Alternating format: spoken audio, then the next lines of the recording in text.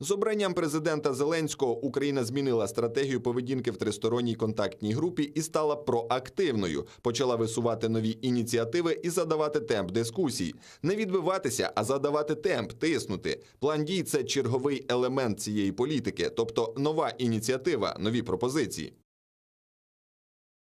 Пан Андрей, для начала, как вам в целом план совместных шагов от украинской делегации в трехсторонней контактной группе в Минске? Вот эти сроки, которые установили для проведения выборов на Донбассе, 31 марта, а до этого демилитаризация этой территории, это вообще реально? Это реальные сроки?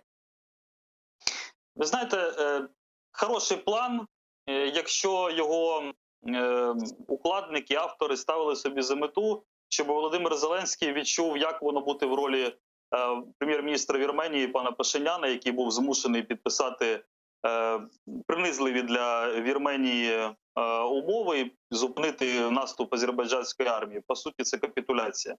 И ось те, що сьогодні... план совместных действий, ви вважаєте актом капітуляції? Безумовно, і Мінські угоди самі по собі містять дуже багато суперечливих моментів, і до них є безліч питань. Зрештою, на щастя, вони досі не мають жодного юридичного статусу і не ратифіковані українським парламентом. Але в перерахованих пунктах, ви можете їх ще раз подивитися, там немає дуже важливого пункту. По-перше, українського контролю над українським кордоном.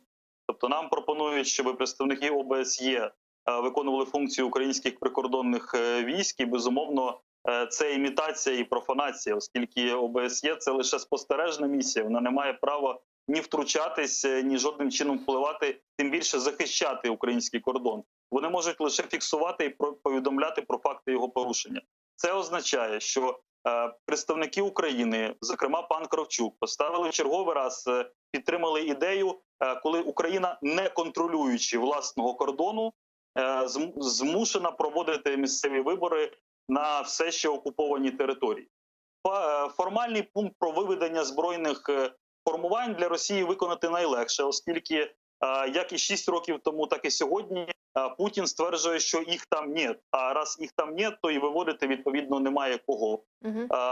Якщо говорити про терміни до березня місяця, безумовно, це абсурд. І я переконаний, що безліч українських партій, кандидатів, навіть в тому числі мешканці українського Донбасу, які були змушені стати переселенцями і мешкають сьогодні в інших регіонах України, просто не поїдуть брати участь в цих виборах. Ні як кандидати, ні як спостерігачі, ні як члени дільничних виборчих комісій через питання безпеки. Оскільки кордон не буде контрольований, українських силовиків там до березня в повній мірі так і не з'явиться, суди українські не запрацюють.